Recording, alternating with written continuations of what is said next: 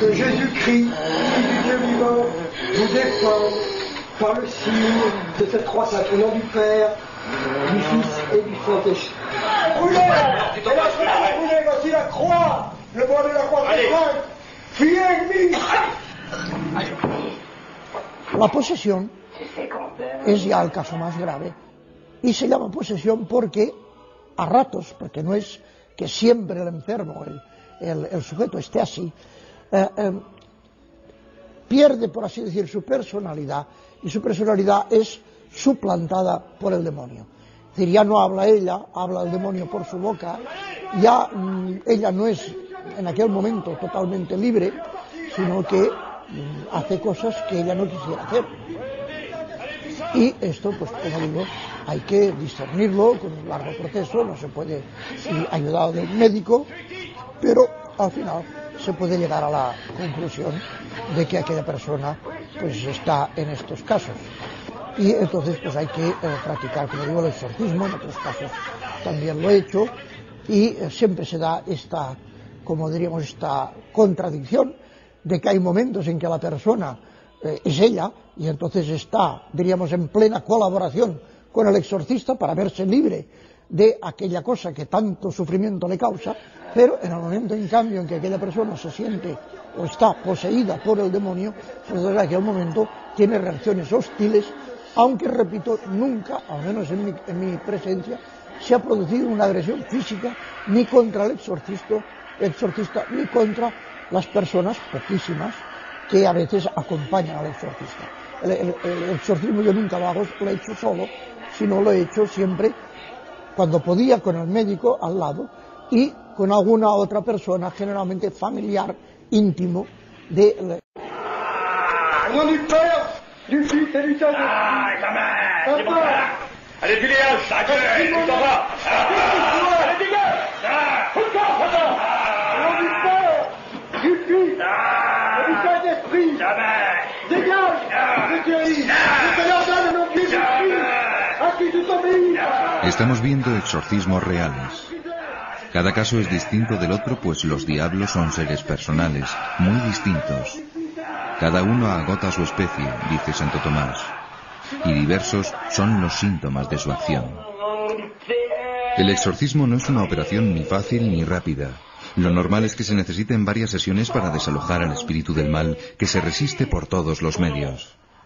El exorcista ha de porfiar con sus mejores armas: oración, aplicación del crucifijo, del óleo y del agua bendita, imágenes de la Virgen e incluso dando la comunión al poseso. Pero la sustancia del exorcismo es esta orden perentoria: en nombre de Jesucristo, Satán, vete. Hay que insistir. A veces el desenlace es cuestión de meses. Puede durar incluso años.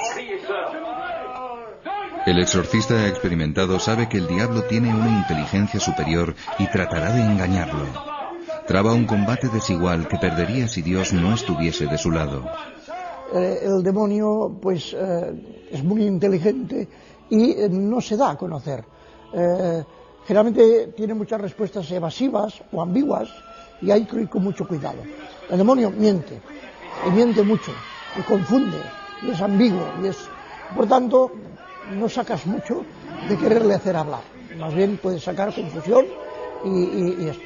Por tanto, yo no pregunto mucho, pero ciertamente que sí, que a veces, por ejemplo, muchas veces él, cuando le haces preguntas, el enfermo contesta sonidos inarticulados. Algunas veces incluso puede, pero no le he tenido tiempo de comprobar, puede hablar alguna lengua o palabras de lenguas que uno desconoce.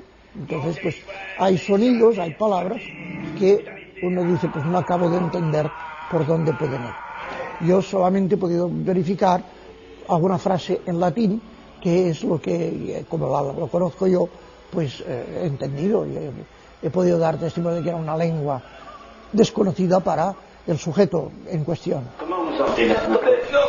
Il est pas parti. Il est pas parti. Il est encore là.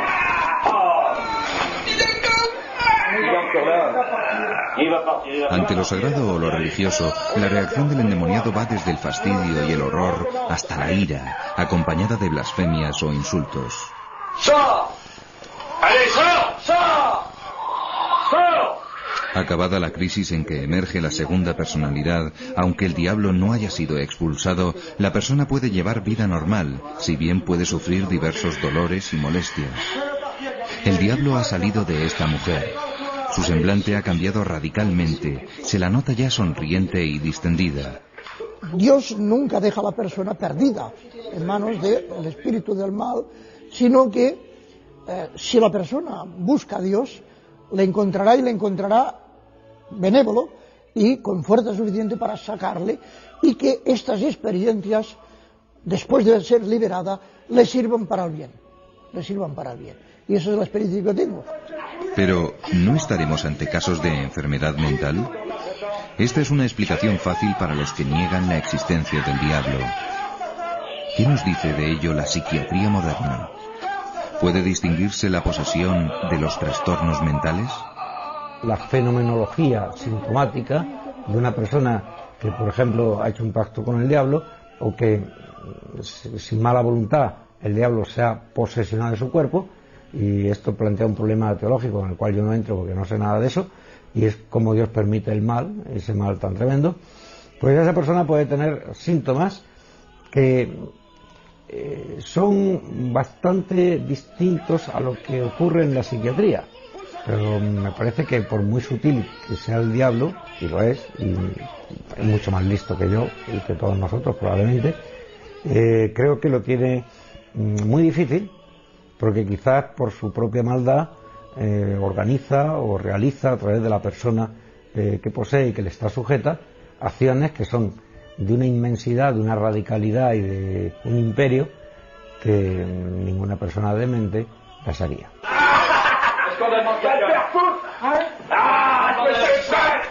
Las convulsiones de la posesión pueden coincidir con las de la epilepsia, pero los espasmos musculares agudos de la epilepsia nunca son tan prolongados como los de la posesión diabólica. En esta, la fase de agitación puede prolongarse por intervalos de 3 horas o más. Además, en la posesión, junto a las convulsiones aparece una nueva identidad, mientras que en la epilepsia no hay disociación de la identidad. Esta segunda personalidad es la del maligno.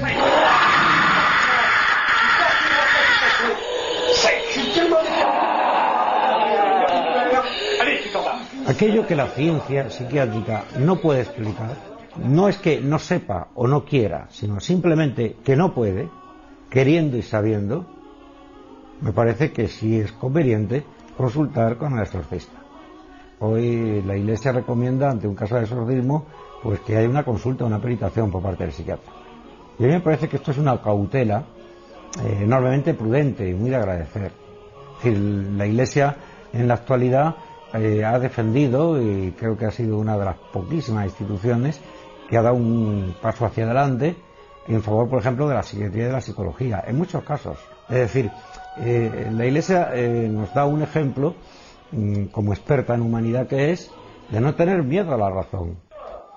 Los exorcistas saben que la gran mayoría de los que acuden a él son demoniados. Para distinguirlos, utilizan algunos trucos.